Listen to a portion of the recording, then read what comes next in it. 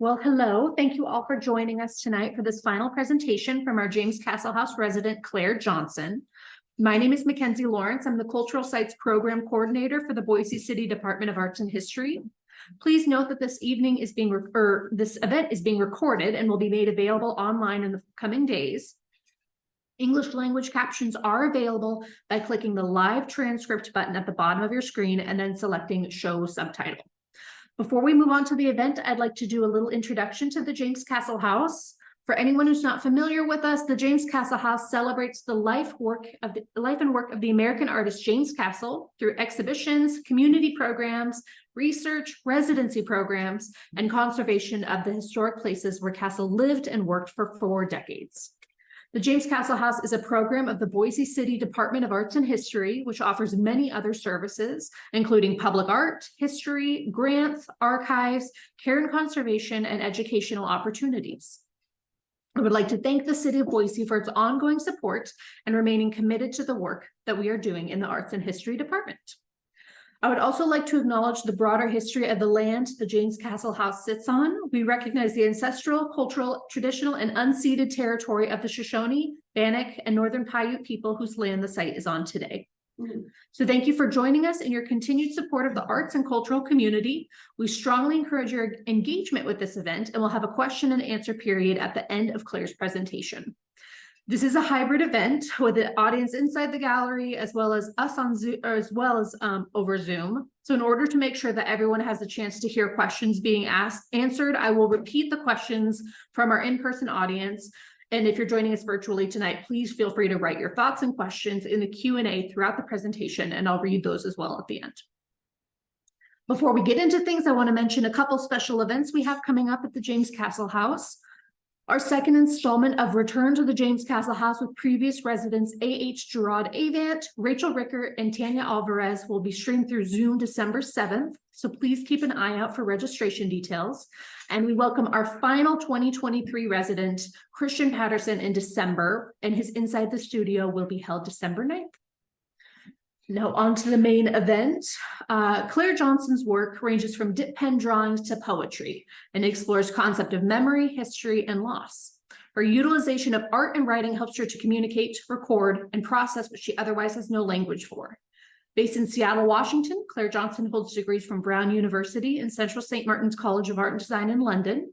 As a teacher, she founded creative writing courses at Lauderdale House and at Cambridge University's Kettle Yard, in addition to teaching at Momentum Arts in Cambridge, Richard Hugo House, and Thrive Art School in Seattle.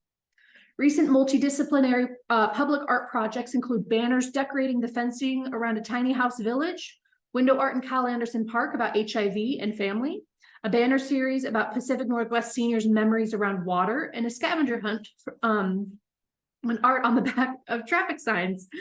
She just completed her hybrid manuscript, Will I Live Here When I Grow Up, mixing poetry, memoir, art, family stories, and lost queer histories. For 15 years, Clare has also drawn and written on a Post-it note every night to hold on to something from the ending of each day, making over 5,000 pieces so far. So wow. Please welcome Clare Johnson.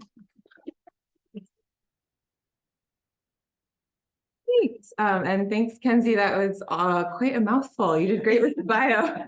I'm glad I don't have to read those out loud. So thank you all for coming. I am just going to give you a brief overview of the range of work that I do as an artist and somewhat as a writer. I'm going to focus a little more on art today. And then I'm going to move into a kind of record of my residency here via the art that I've made roughly in order. So it's going to be a whole bunch of things mixed together. So I technically started as a painter.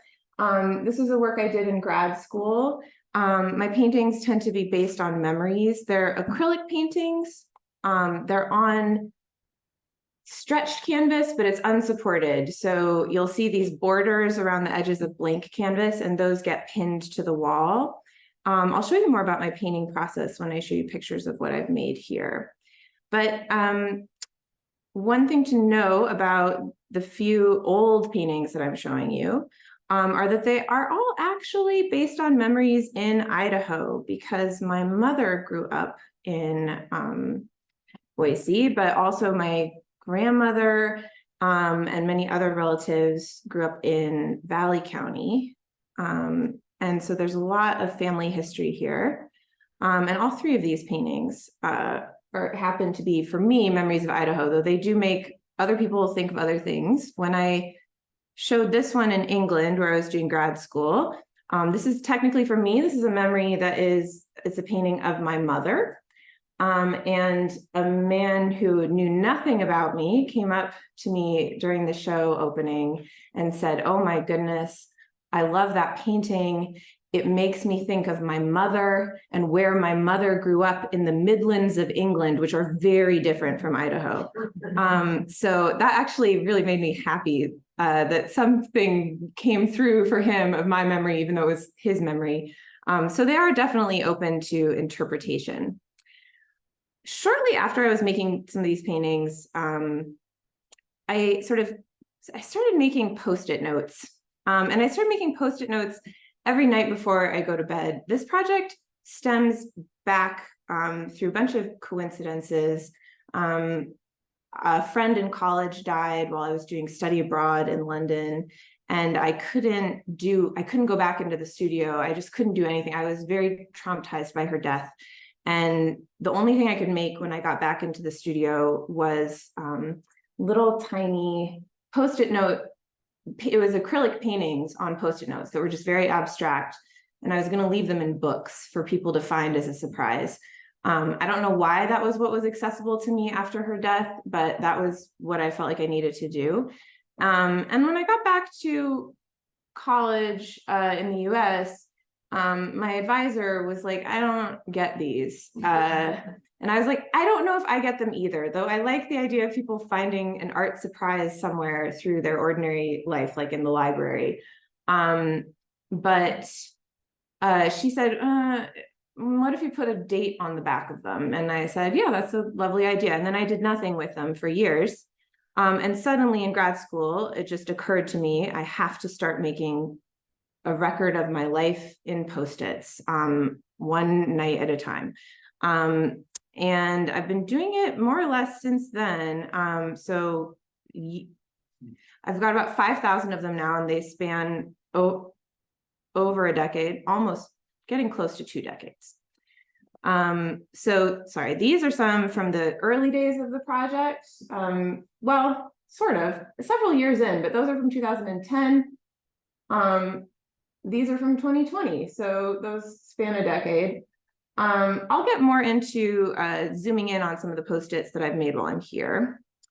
From the Post-its came my drawings, because in the early days of the Post-its, I found that I just wanted to draw the same thing every night. I'm a lifelong insomniac. Bedtime is kind of a hurdle for me every night. And to comfort myself, I wanted to draw tree houses. I wanted to draw houses inside of tree trunks or underground, fortresses, on islands in the middle of nowhere, things that couldn't exist in real life. And I just kept drawing them over and over again. I thought, I cannot do this every night on these Post-its. Also, I want to spend more time with these, delving into the details. And as you see, like as I go on, they get more and more detailed. I can't stop myself.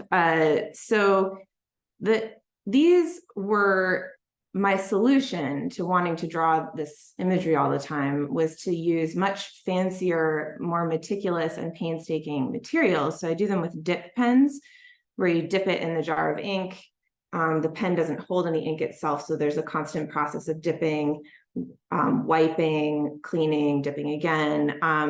But they do give you a lot more control and nuance than a normal pen, but also takes a much longer time. And that just lets me stay in these worlds longer. I get to live in this tree house much longer, and I don't have to worry about how you would deal with a tire swing that high up, or how you would get to this tree house, or what it means to be roller skating in there. There's little roller skates, a basketball hoop. I can just add all kinds of fun things, and I don't have to worry about the logic of it. So that all kind of started, the very soon after each other, the paintings, Post-its, and then the drawings. And you can see a remnant of the Post-its in the drawings in that they're often square, like a Post-it. I love square format. And also the titles usually indicate something that I'm thinking about at the time, not necessarily something that's in the drawing. So this one is called Give My Love to Your Mom, because this is when my mom had breast cancer the first time. And everyone I saw everywhere, that was the first and last thing they all said to me was, give my love to your mom. So I was thinking about that a lot. This one's called Hey, It's the Author, because I made it right after I had met some kids at my first residency, where I was at a writing residency, and these local kids kept calling me an author, which made me really feel really fancy. Oh, I'm incredibly fancy as a person who has not published my manuscript yet.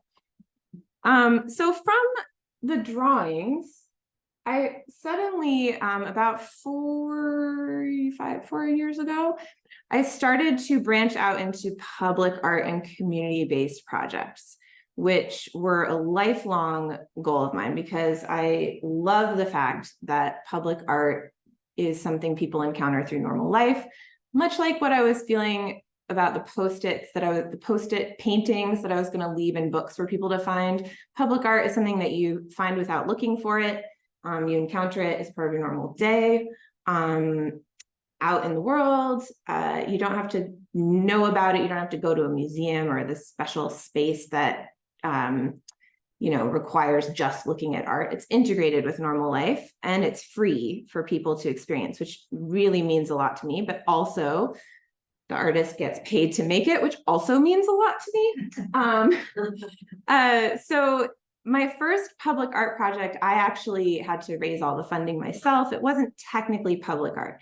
It was a community project, making banners to decorate a tiny house village in Seattle where people are transitioning out of homelessness. So I received I fundraised, I got a grant, I got some community partners to help pay for the printing, and I made 12 drawings that then got expanded into, these are like 5-foot wide banners with quotes from residents from the tiny house village. So below, so this is Lake Union Village, gave me a place to recover from surgery. I like the help I'm getting here. What's important to me is my health and getting the cancer out of me. I'm hoping for a few more years so I can know my grandkids well. This was what the people in the village wanted people in the neighborhood to know about them and their experiences. And the art is based on metaphors that they provided. They wanted growing trees to show how they were growing. They wanted stepping stones and ladders and bridges to think about connection and transitioning into better places. There are all kinds of ideas that they provided for me to work with. From there, I suddenly got offered a public art project. The only time I think that I've been actually offered a public art project, rather than having to apply for it through a big panel process. This was a direct select. And it was a project about HIV and family, also in Seattle. I made a whole bunch of drawings that then I colored in for the first time through a complicated process. I interviewed local long-term survivors and created art that represented aspects of their experiences mixed with quotes that talked more specifically about HIV and family in their lives. I don't need to go into all of my public art in too much detail. I'm just giving you a background of what I do. So here is like the art itself, which is very small, handmade. And then this is the vinyl wrap enlargement version that went on this building. This is a fun thing for me to reminisce about because I live in this neighborhood. I walk by this park all the time that has this gatehouse in it. I had seen art in its windows before, and I had constantly bemoaned to friends about the fact that nobody was asking me to put my art in those windows. I would, on countless neighborhood walks, I literally would, one friend in particular, I'd say, why won't the city of Seattle call me up and ask me to put my art in these windows? It would be so good here. And when right before the pandemic hit and closed everything down, literally a week before, I I got a call and my phone said City of Seattle on it for the number. And the person on the phone said, do you know about the Cal Anderson Gatehouse? Did you know sometimes we have art in the windows there? We were wondering if you could put your art in the windows of this gatehouse. So it was really a dream come true. This is the other side of the gatehouse, so from a distance. So the art made a rainbow around the building. Before I'd even finished that, I got selected for another public art project that was banners around a construction site. And I should say all these public art projects I've done so far are temporary. They don't stay forever, and most of them are not there anymore. So this was inspired by a questionnaire that I had, I think 32 local, mostly seniors, responded to this questionnaire about their memories around water and local water systems. So the art combined a whole bunch of different people's experiences into each piece of art. There were 14 banners, and then there were a whole bunch of quotes on each one too. And this one, in fact, the art was inspired by several people who'd grown up in Eastern Washington and Idaho, and we're all talking about different kinds of irrigation. And also somebody who grew up in Arkansas, also where it was quite dry. While I was doing that project, this is really the hustle of being an artist. While I was doing that project, I was also doing this utility box for Tukwila, where I used some of the tiny house village art, but colored it in. And then very soon on the heels of all of this, I did my art scavenger hunt on the backs of street signs in West Seattle. And that one is still up. If you know anybody in Seattle, they can still look at it. There's 12 pieces, and they're on the backs of dead end signs and speed bump signs. And they showcase little aspects of the neighborhood. So all that to say, I have been living this dream for the last 4 years. And also, I have been doing this without a break. The last time I was able to make paintings with any kind of, have any kind of painting practice was in sort of the end of 2016 and the early 2017, when I made this one in 2016. And this one. And they were the lead up to making this, which was for a play that was going to project this on a 360-degree screen. And this is the only painting I've made that's of many memories at once, all kind of bleeding into each other. And they were all memories that were happy memories that were changed in retrospect by what happened later. So they're a little painful now.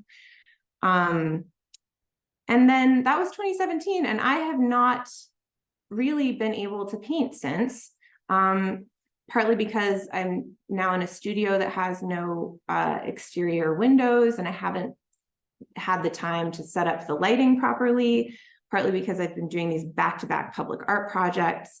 And it's been wonderful. And it's also been a huge grind of no weekends, and not a lot of room to just ever do what I felt like, oh, I just feel like painting today, or I just feel like making a new drawing. It was all very targeted towards specific goals and other people's experiences, which is a huge honor to get to do. And also, I really needed this residency to be a break from that and a return to other ways of working. So as I got closer to my residency time, I realized that I needed to use James Castle's work as an inspiration for doing whatever I felt like doing personally, using my art to communicate what I needed to communicate myself each day. And that might be a drawing, it might be a painting, it might be writing, it would not have to be around specific goals or all go together or make sense together to somebody else, the same way that these groups of public art pieces do. So that's what I was thinking when I packed up to come here. And then here are some of the Post-its that are happening as I arrive in Idaho. So I arrived in Idaho a month before my residency and had family time up in Donley, where my grandparents' house is still, even though my grandparents are not. Had time with my parents there, sisters, cousins. So these are the Post-its the pink ones are as I'm leaving Seattle, and the blue ones, I change colors usually when I arrive in a new place. The blue ones are in Idaho. And so if you see the ones of the small red house, those are as my mom and all my relatives actually are getting very, very hyper focused on the schoolhouse that used to belong to my mom's grandfather. Oh, my grandfather's father, is that Father. Your father? Yes. Okay. So my mom's grandfather. And my great aunt is in the audience, everyone. Celebrities are here. So it is now, we were realizing now it's recently been spruced up and is now a wine bar. It's this old schoolhouse that then was my great grandfather's shop, and then now, or like a kind of like a wood shop area, and then now it's a wine bar. And then we all went there and overwhelmed them with a large group. And I went to school there. Oh, and Aunt Bev went to school there. This is great. Yes, for those of you on Zoom, yeah, Aunt Bev is here. And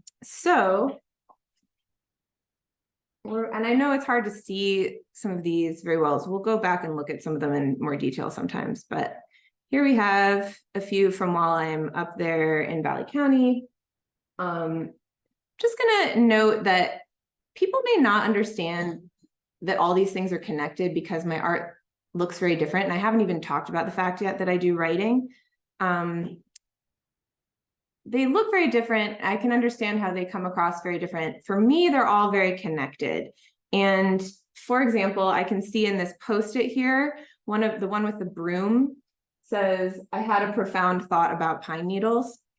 And that is a little bit me making fun of myself because I have so much writing from even younger times, decades ago, but throughout time, pine needles have come up a lot in my writing. And as I was there sweeping pine needles off the deck, I thought, oh yeah, this is why I think about pine needles a lot, because they're here. So I can see little connections between things. Also, some of these are showing how sometimes Post-its don't relate to what's happening in that actual moment. Some of them are the moment that I'm in reminding me of a prior moment. There's one that is top one, second from the left, says 25 years later, I still fly back to sitting on your dorm room bed, laughing every time I read the word misled. And I did just read the word misled there in a book right before I went to bed. However, it's me thinking about somebody in college who disclosed to me that until she was probably 18, had thought the word misled was misled. And I think of it every time. And a very smart person, I should say, a very smart, well-read person just had never heard it out loud and thought it was misled. And so, Post-its could be kind of about any time. So we're going through and we're about to get to the residency. So here is where this is the first piece I made at the residency here. And you can see both how small some of the drawings are. Some of them are truly Post-it size, so they get bigger as well. And also a little bit of the process with the jar of ink, wiping on the paper towel. There's also a cup of water nearby that's not in the picture.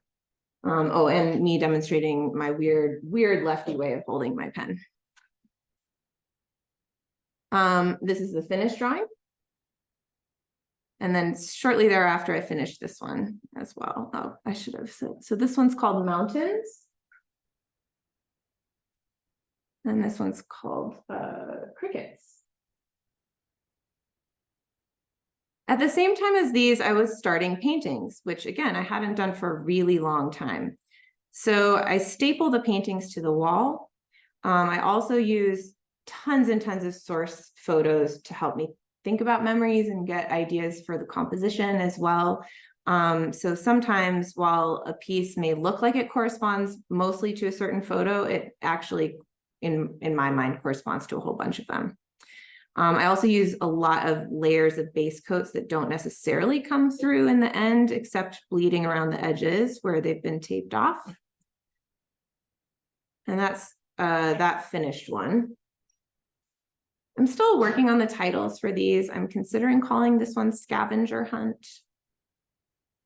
My grandma used to make very elaborate scavenger hunts for us in this area. Shortly after that one, I also finished this one. This one might be called The New House.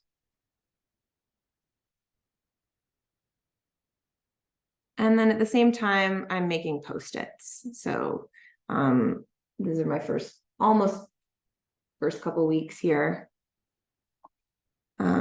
Pride happened my first week here, which was very exciting. So you'll see some rainbow Idaho moments in these Post-its. This is amazing, seeing the Capitol building illuminated as a rainbow.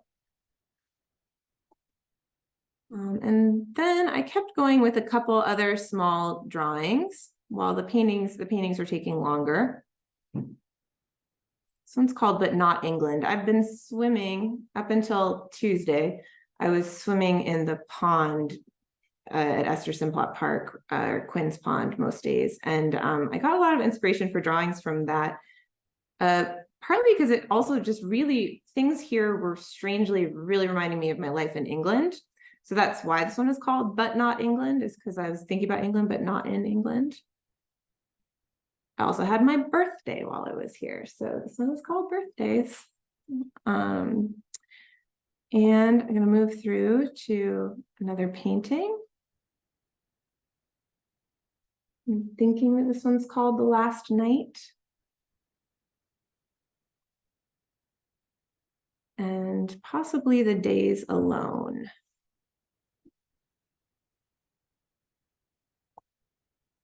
And then here's just a little glimpse of just a few of the photos that I have up.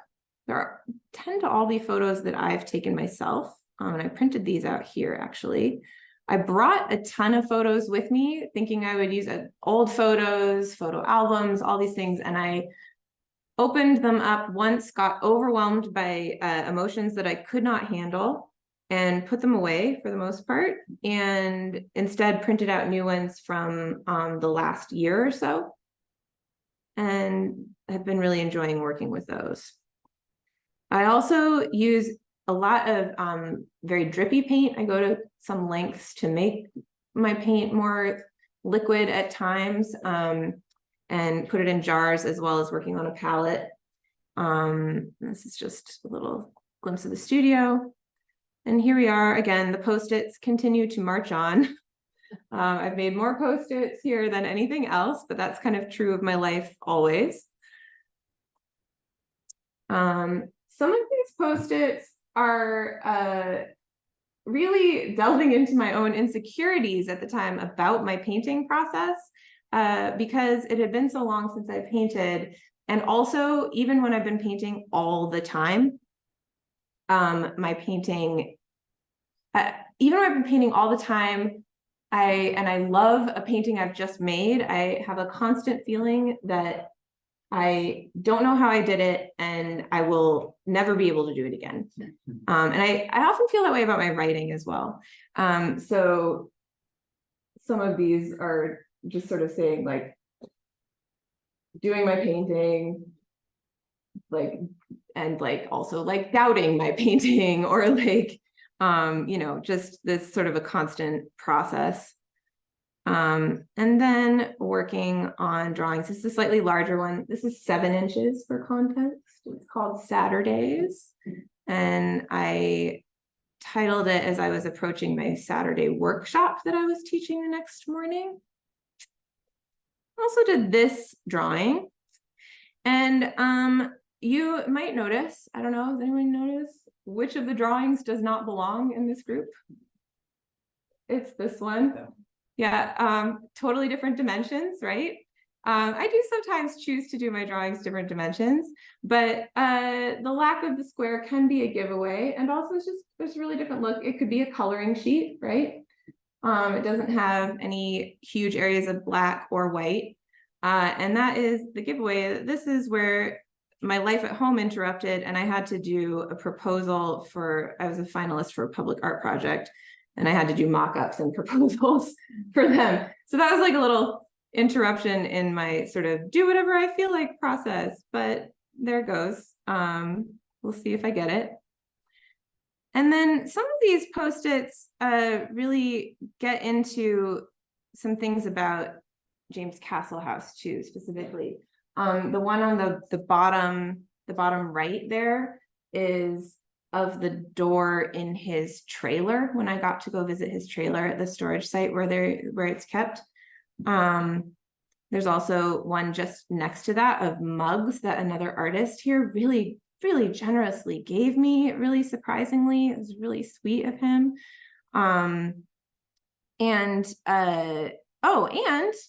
Oh yeah, okay, so there's a lot of people here who are in the art and some of them are my family members and some of them are not.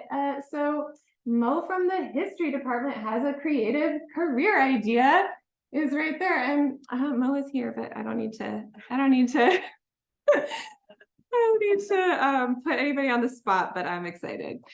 You can also see in some of these just textures from the house come through, like the X's or crosses. That's just the pattern from my bedspread that I was staring at night before I went to bed. The one next to that was inspired by an event that happened at Irma Hayman House that I went to, and it's not a picture. I didn't look at a photo of Irma Hayman House. This is just my memory of it.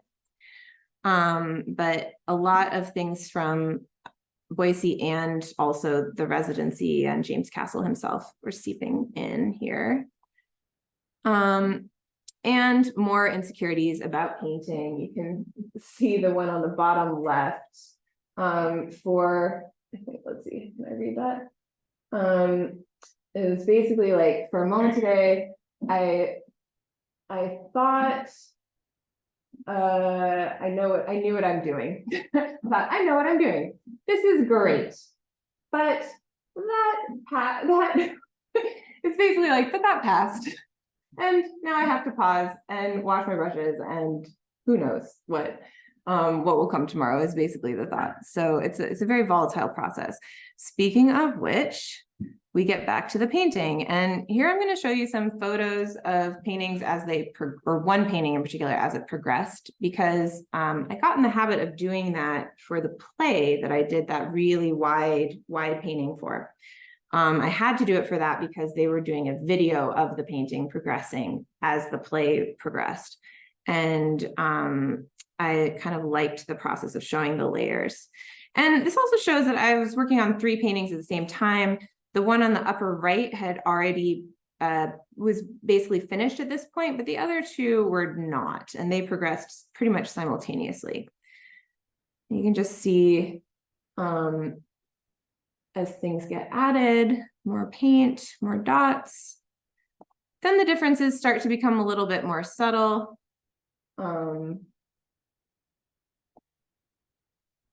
For example, in this one, and it's hard to spot too in the way it looks projected, really the only big change is that the sort of table edge at the bottom of the painting suddenly becomes teal.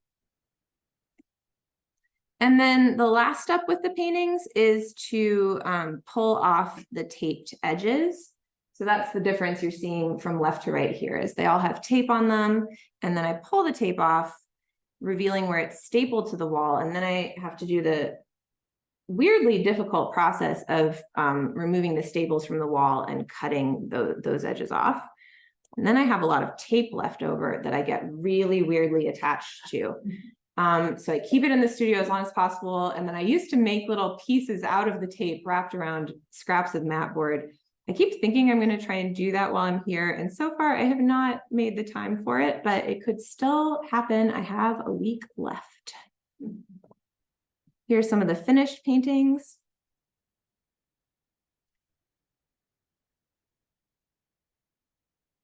These people are in the audience tonight.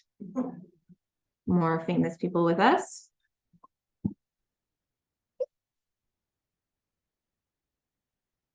And then here we get to the fact that I have not talked about writing at all yet. And that is because the writing that I've done here has been very rough. And I don't know what it's going to become yet. I don't know what I'm doing with it.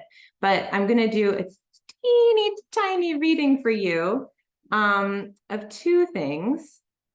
So one thing is a piece that I actually wrote from rough material from a past residency in Boise.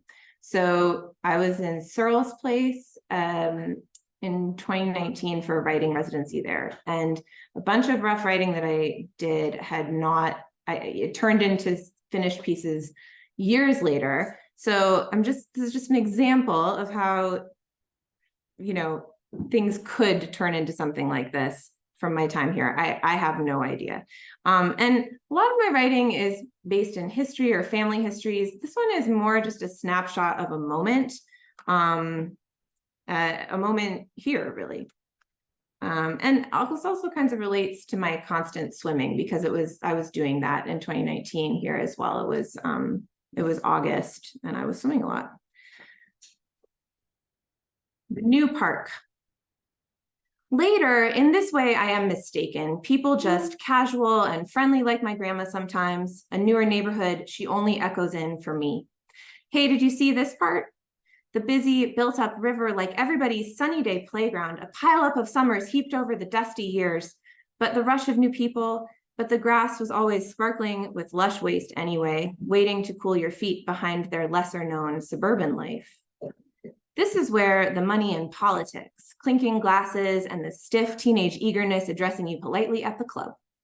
We lay down new parks and clevernesses, a small city of people out rushing around on bikes or scrappily fishing or coolers, and sprawling mess of family, girl with bare feet pedaling close. Apparently I can swim in this river. Man lost his teeth and a leg, smiles, hey, how you doing? I'm walking by in a ratty borrowed towel, my patched up one more year shoes. They are missing something, or separately glowing uneasily, dressed like tidy athletes or religious shiny teeth, people who know how to do something I can't still, but mostly a wave. Hey, we're friendly enough. I duck my head and fold into the rocks and water rushing underneath. I'm at home in a sudden, frantic cold. It is clearer than anything I imagine, rocks and river of a park. Everyone is sunglasses. You could live here like a sure thing. I think of it as flat, but it's just all this valley. After work, we climb suddenly up giant hills. And just another example of how things echo each other in my work. I take a lot of photos too. This is just a photo I took. Here's a Post-it from recently where I sort of quoted myself. After work, we climbed suddenly up gigantic hills. Because I was doing that. I was after work climbing up a gigantic hill with my cousin. And then I've come back to the Saturdays drawing because the only kind of really finished piece I've written while here is really tiny. And I made it finished for the sake of a call for work that was happening in Seattle for art on transit. So it needed to be just 50 words. And it may change after this, but again, thinking about how the time here has actually weirdly made me think of other times in my life that have nothing to do with Idaho. This is the Saturdays, the working on Saturdays, making me think of life in England with my ex-wife. When I lived where the trains went everywhere. When I lived where the trains went everywhere, the truth is Saturdays were work mornings, dressing in cold quiet while she slept heavily, the normal world work waging her brutally straighter week. I ran for every train, unweekended and trying by which I mean our memories split and left tiredly for separate countries. I become separately far-flung.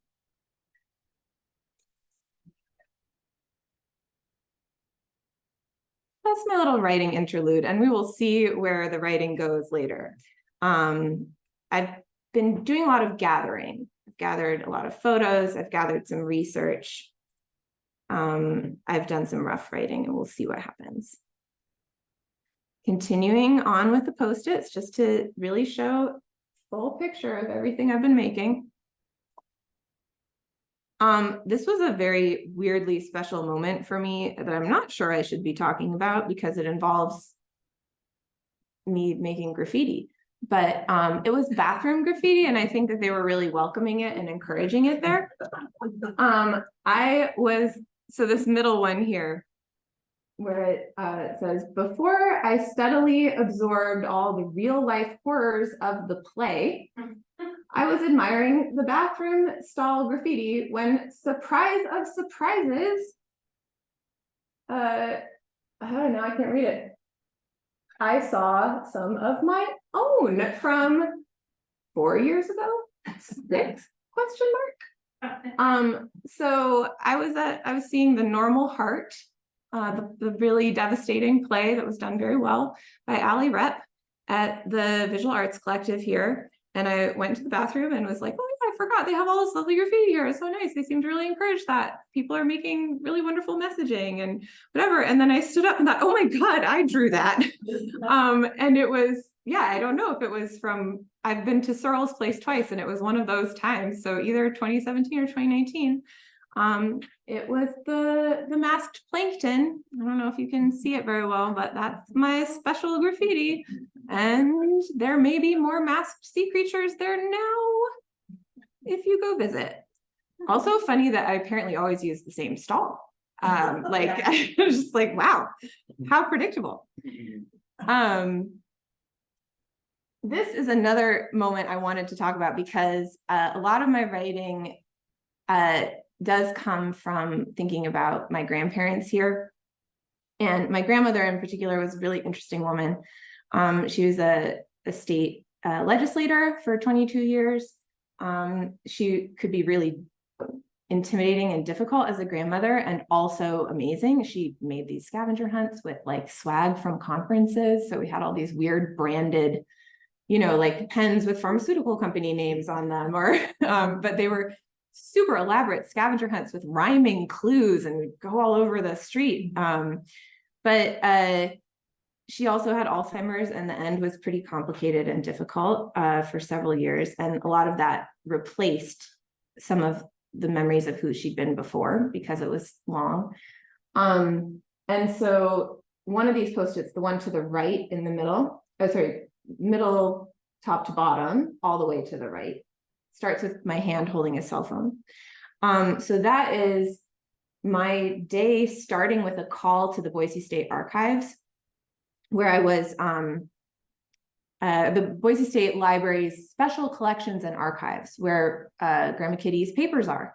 And it was such an amazing phone call. I was trying to ask a question about whether they thought she had been part of the group of legislators that agreed to fund the first AIDS clinic here. And which was something that occurred to me while watching The Normal Heart a couple of nights prior. And she, the person on the phone was so friendly and so helpful, and then went out of her way at the end of the call to tell me how amazing people remembered Grandma Kitty as, like that she hadn't known her, but that everyone who did and talked about her had nothing but good things to say, that she'd been incredibly good at her job, you know, a friendly person. People admired and cared about her. And it was just the sweetest thing. She said, no, nobody I've ever talked to about Kitty Guernsey has a bad word to say about her. And then I ended my day talking with one of my great aunts, my grandma's oldest surviving sibling.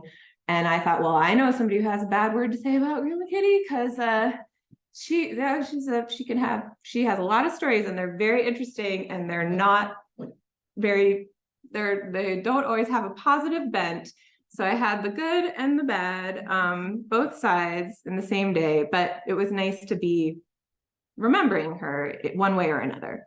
Another thing you can see here is on the very left-hand side, there's a post-it that relates to James Castle, because that's a day where I went to the archives and got to look at all of his art for the second time. And then when you're there, you can see on the backs of the art where it has what else the paper was used for. So some of them are like ice cream cartons. A lot of them are ice cream cartons, but I happened to pick up a box that was almost entirely all his niece's spelling homework. And then I spent the evening doing spelling homework with my cousin's kid. And it occurred to me as I was doing my post-it that I just spent all day looking at, people's spelling work, but like decades and decades apart. Also, I will say, I do not think that Georgia Wade was 7 while she was doing those spelling words. So it's not a fair comparison of the spelling. But it was fun for me to see how that was happening. This is just a letter of Grandma Kitty, a Christmas letter of Grandma Kitty's that I found at the archives and took a photo of. And then this gets us up basically to today. So this is what the studio looks right now. I've got 3 more paintings I'm working on. We'll see how it goes. Last night I finished this drawing, which is called Last Swim of the Season, which I had on Tuesday. I also finished this drawing last night. Again, for context, it's this big, 3.5 inches. And these are the Post-its from the last couple nights. And then just to think about what's ahead, I have taken tons of photos, done so much research, photos of things at the archives as well. And these could all become inspiration for writing, for paintings, for anything afterwards. And you can see even some of them already have become things like Post-its. You can see this photo in this Post-it. But yeah, who knows what else will come out of this time here, even beyond what I'm able to make while I'm here. So that is my presentation. And I'm sure there's lots of things I've forgotten. If you want me to go back to any images, I can do that. And also, if you have any questions, I would love to answer them. At least I think I would love to answer them.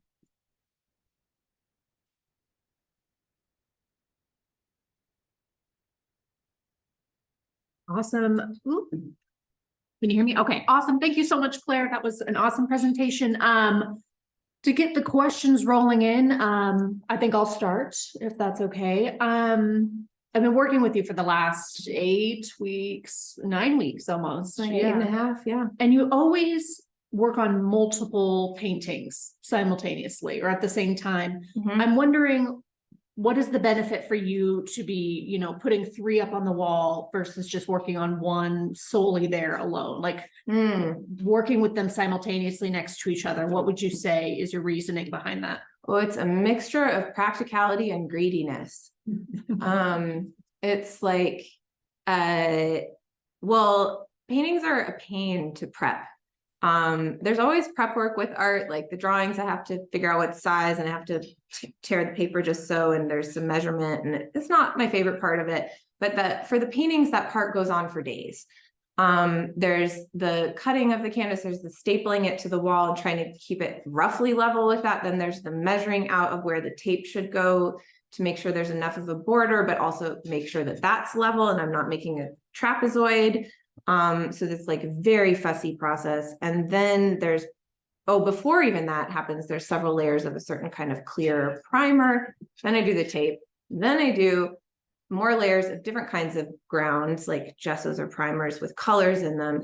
And frankly, it's just nicer to do that all at once on several paintings than one at a time, because each individual coat of primer doesn't take very long, but then you have to wait for it to dry before you can do anything. So it's just nice to have like 2 or 3 ready to go. I'm also always wanting more time than what I have for everything. I want to make more things than there's time for. I want to make more kinds of work than there's time for. Like, that is my constant dilemma. So doing several at once makes sense for that. It also is practical for when I work in acrylic, which dries very fast. A lot of people think they're oil paintings, but acrylic dries very fast, and if you've mixed a lovely color or whatever, it doesn't last beyond that few minutes in some ways. I mean, or half an hour. And so sometimes having multiple canvases up at once is just a nice way to like, oh, I don't need this color anymore for this, but will it be interesting on an undercoat for this one, and sort of go back and forth. And also when I get stuck, because I get stuck with the paintings, they're really non-linear. I can get stuck, I can get overwhelmed, and sometimes it's nice to just move to a different one and still be able to keep working while stuck. Good to know. So yeah, practicality, greediness. I think that covered it. Yeah. Do you think that you'll continue painting at your Seattle studio? I know you said that one of the main reasons is because it doesn't have windows. Right. I mean, I share my studio in Seattle with a really lovely other artist who is also a painter, and she paints all the time, but has just, as she's photographing her art for the first time, documenting it there, she's realizing like, oh yeah, she's like, this lighting is not the right thing for this. And I was like, I know. So I think we're both kind of thinking about like, how could we, but oh my gosh, the lights are so high up and I don't know what the electrical situation is. So I'm very intimidated by the process of trying to put daylight lights in there and stuff. But I think the two of us have some ambition to make it work. And it is on my list of things to do. However, I can tell that the second I get back to Seattle, everything I've been doing here will have to pause because I have a writing commission for an app that does writing synced up to walking routes that I have to work on as soon as I've gotten back, which I'm very excited about because it's another chance for me to delve into local history around HIV. But that I'll be working on that. And I just found out yesterday, and I don't know if I'm actually allowed to say it, but I just got a small, like a public art permanent-ish mural situation. I found out yesterday that also has a very tight deadline. So I will be going immediately into like commissions and public art again, which is again, very exciting, but also makes this time so much more precious and special. So yeah, I'm really going to be diving into those last 3 paintings and hopefully maybe go back to things in the spring. We'll see. There we go. Yeah. Yeah. Yeah. So you had mentioned during your presentation that part of the residency, you kind of answered this just now, but like it's to help you, reconnect with painting and kind of reset. And I think everybody in some form or fashion can understand that, like wanting to reset or like recommit to a passion or figure out how to do it better or something like that. But I'm just curious, as like you as an artist, you as Clare Johnson, like do you feel like you recalibrated or reconnected, and how do you know that, and like what are some ways that you can tell? Yeah. I have to repeat. Oh yes. Thank you. Good call. Well done. Claire's utilizing this time to really recalibrate and recenter herself on artwork. And I think, if I'm speaking correctly, to take a break from maybe public art projects and really focus on your practice. To take a break from projects that have an external goal. Okay. Like something that was set outside of me. I really am honored to get to do the community-based work. But yeah, it is very much outside of my own experience. It's about goals around what this space is trying to project to the community, other people's stories it's trying to share. Yeah, it's not my own experience. Right. And how do you know that you have successfully recalibrated and taken that space? Like, what are your kind of, I don't know, indices for success there? Yeah. Well, I think that the time has been very, like, I can tell it's been really useful for me in that process, partly just because, I'm holding a paintbrush again. I'm catching myself doing things that in some ways are second nature to me physically, in terms of the paint and the handling of the materials around that. but which I haven't done for years, and realizing like, oh, that's still in me, when I had maybe doubted whether it was or not. And I'm also having new ideas, like the drawing that I made, the last one I finished last night. I was like, oh, I've never done it. I thought I was just going to do an island with a house at night. And that's the thing I've been obsessed with before. And I will want to draw the same things over and over again. And that will always happen. And that's okay. I mean, that was actually something I was learning from James Castle in the archives here. It's like, it's okay that I want to do the same thing over and over again. I want to do millions of them. And that there's a million different things that I want to do over and over again. And they don't look like each other. Is so helpful to see the full range of his work, and even, boxes and boxes that are literally the same composition, same size thing, same materials over and over and over again, slight variations in color. And I don't have time to make that many things. I mean, James Castle did not have to make his website and do bookkeeping and like, apply to grants, but it was so validating to see that. And at the same time as I'm making the same thing over and over again, it turns out I wasn't, because I did a totally different sky than I'd done before. I had not done this kind of white clouds on the black sky before. So that also like shows me some of what the progress of getting back to that. And I think the other thing too is just even doing this presentation, and for me looking through all the connections between things, the connections between the photos, the connections between the drawing and the writing and the post-its, even if they're private to me, unless somebody's really paying attention, they're important, and having the time to think about that has been really wonderful. And again, very validating to look at the archives where there's, 3 staff members whose whole work life is trying to find all the connections between, looking at all these little Easter eggs of, oh, this drawing is actually the same scene as this one, and it continues on, or this picture shows this building. Does it get categorized with other pictures of this building or of this other one that it shows? Like,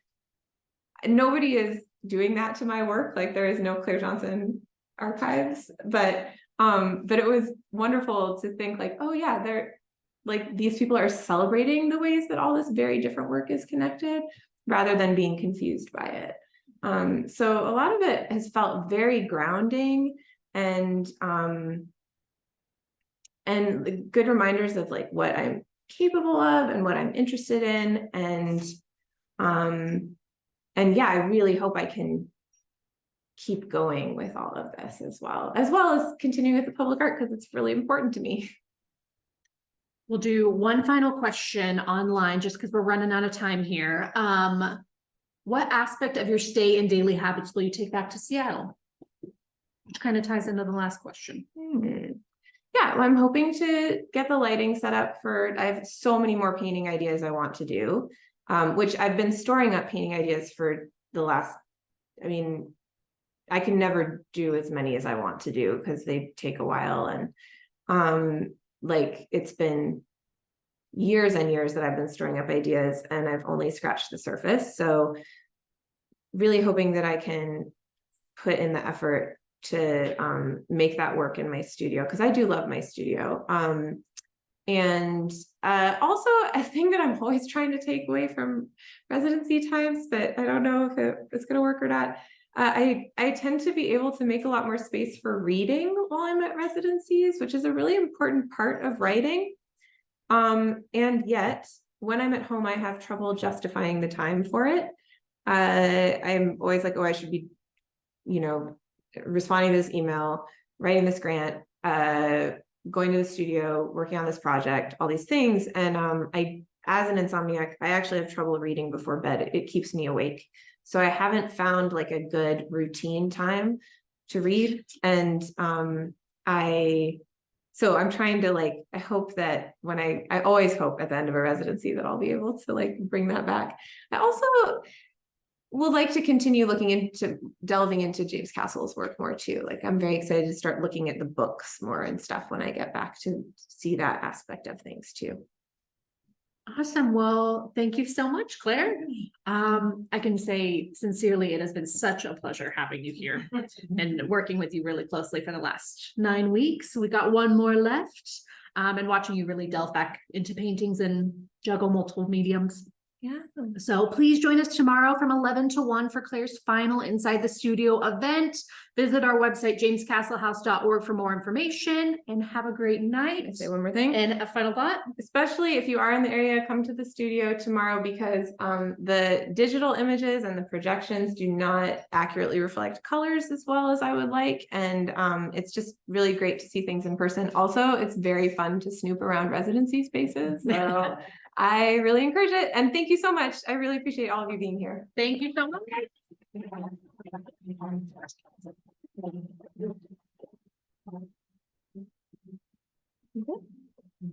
Yeah, I'm just gonna.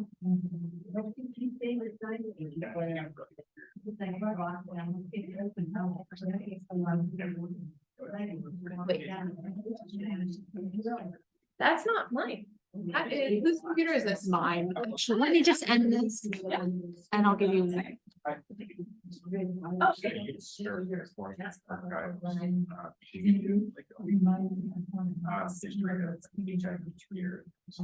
have it here. I've been looking though. I've been trying to figure out my grandmother's relationship to that with the legislature.